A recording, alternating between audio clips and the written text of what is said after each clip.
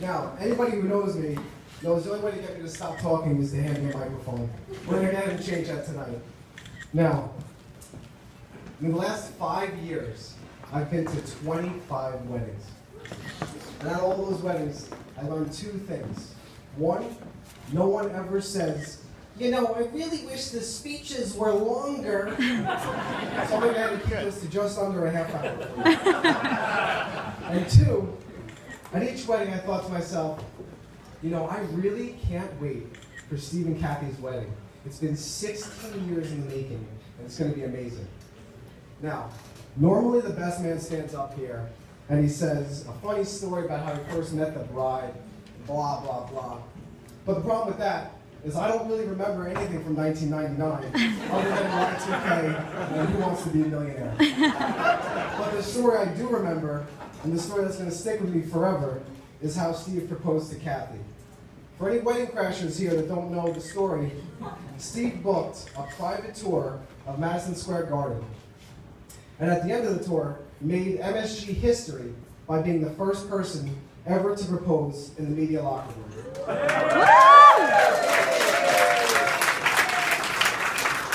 That's not it. After the proposal, Steve played a video from Cathy's favorite player, John Starks, congratulating her on getting engaged and becoming a doctor. She did almost faint. Later that night, Cathy came up to me and said, if I could pick a day that I could live over and over again, like in Groundhog Day, I would pick today. Now, does anybody know what Steve and Cathy do every weekend? Guys, this is audience participation, you can say it. Movies! That's right, they go to the movies. It's good to have a plan. That's right, they go to the movies. So Cathy's Groundhog Day comment got me thinking when I was writing this speech. You know, Groundhog Day. Groundhog Day, huh? Then that's when it hit me.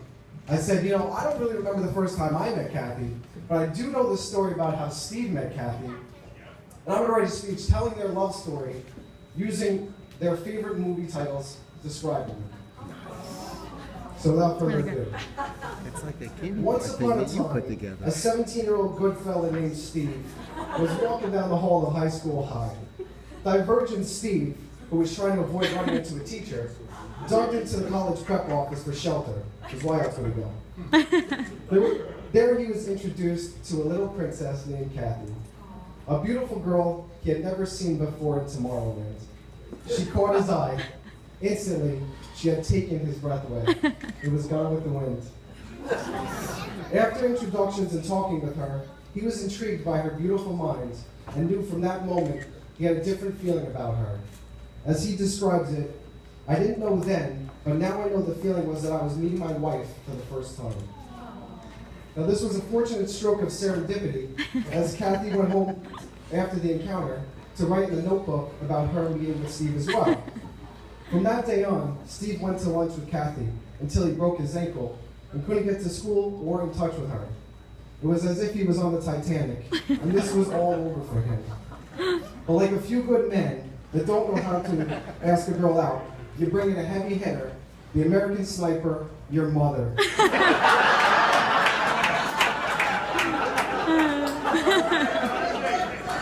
Steve's mother, Angela, went into the college office by accident and was talking about how her Despicable Me son was left home alone because he had broken his ankle.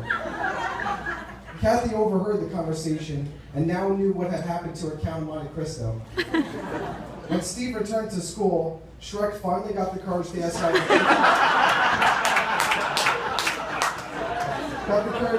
the princess bride that you see here today. Well, let's go back to the future, to my best friend's wedding, where this morning we saw Cinderella marry a Prince Charming, and we know there will be a happily ever after because it's a wonderful life.